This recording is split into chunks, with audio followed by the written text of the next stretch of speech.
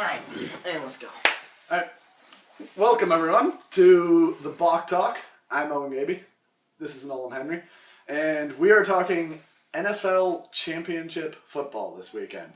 By the way, the Browns still have not hired a new head coach. No, they're talking to Josh McDaniels, though, the Patriots' offensive coordinator. And you gotta wonder if maybe once they get out of the playoffs, if that happens, they end up finally finalizing something over there.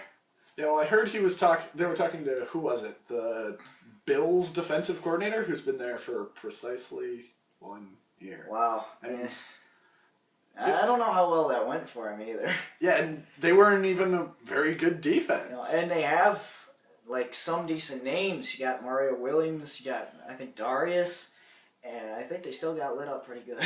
Also, my other point with that is, if you're the Browns, your biggest and pretty much only strength outside of Josh Gordon is the fact that you've got a young defense. Oh, yeah. So if you're the Browns, wouldn't you kind of want to go away from the defensive coordinator side of that? Wouldn't you want to develop some sort of offensive strategy? Yeah, their offensive strategy from year to year has basically been to hit the reset button every single year with a new quarterback. This year, a new running back, which maybe we'll touch on Trent Richardson later. I despise him. And probably a good move looking back. But, you know, they fire their coach like every year, get a new quarterback. Eventually, they're going to have to stick to somebody or find somebody. Yeah, it's just basically hope to God we find a franchise quarterback this year. Yeah. And it's going to happen again. I mean, every draft prospect has them taking some quarterback, whether it's Manziel or Bridgewater, some quarterback in this draft. It's going to happen again. And, I mean, I hope Manziel succeeds because I like Johnny Manziel, although I think he's going to go higher than Cleveland. But they just need someone. Oh, yeah, and you also got to give both coaches and quarterbacks time. They threw, who was their coach? Chudzinski? Whatever. They threw him in there, and they give him 1 year. And again, their quarterbacks were Whedon, Brian Hoyer, who's my boy, a former Patriots backup, and Jason Campbell. Not the greatest stars. You also had Willis McGahee. Josh Gordon was obviously amazing, and he's going to be a talent for quite a few years if he doesn't get the hell out of Cleveland or get arrested. But you got to be aware that they have, like, not much. So if you're a coach and you struggle, or if you're a first-year quarterback and you struggle, don't just ditch them right away. Yeah, their offensive strategy this year was basically kind of just, fuck it, let's see if Josh Gordon can make a catch. Which, to be fair, worked a couple of times. Yeah, and he's great for fantasy football. What did he go for back-to-back games of 20 yards or something? But, it's not really their best long-term solution. No, I was on the receiving end, I think, of at least one of those, and it was brutal. It's great. Alright, so, as much as I love to talk Cleveland Browns football, and I could do it all day, I know, let's move on to teams that finished above 500. The 4 teams that are playing this weekend. So the first game, it's an early game. It's 2, 3 I thought it was 3 o'clock. I don't know, one of those afternoon times that isn't 1 or 4 for some reason. Yeah, or 4 or 8. You can have the night game. Yeah. It is the Broncos and the Patriots. So, disclaimer to all audiences out there, he likes the Patriots. So, anything he says going forward, don't believe. Just I'll try to remain as unbiased as I can. It's not going to happen. This is a Patriots pin. I don't go out and buy this stuff on my own. I'm not that thirsty, but my mom thought it'd be a cute Christmas present. So I've been writing with that. It's pretty cute. Thank you, it is. Alright, so my argument has been, posited this argument to him before, and I stand by it. I believe the Patriots are by far and away the least talented team left in the playoffs. Now, that did not extend to my argument of who's going to win this game. I still think the Broncos are going to win this game, but that's not my reason. I think the Patriots are the least talented team left, but they're the Patriots. So I still expect them to play a very, very good game against probably the most talented team left, certainly on offense. Again, I think the Patriots, as much as Nolan refuses to agree with me on this. I'll speak on this in a second. I think Tom Brady's skills, while obviously still at a great level, he's Tom Brady, I think they are not the all-time great that he was even a few years ago. I think that at some point people are going to figure out that LeGarrette Blount is a 260-pound man and that he should not burn your defense. Stephen Ridley is the worst player in football. I stand by that. I've written about that before.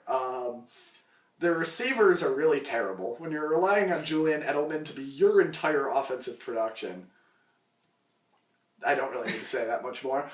And on defense, I think they've had every one of their 11 starters injured for the rest of the year. I don't think any of them are still playing. All right, so to speak on that, I have to agree with you that in terms of their roster, they probably have the least talent. I'm not going to say it's like by far a blowout because, I mean, maybe they don't have the most talented running back, but they're making do with their running back by committee. Despite what you say about Stephen Ridley, he still can carry the ball as long as he literally carries the ball. Otherwise, he's gone. Blount has emerged and hasn't done terribly.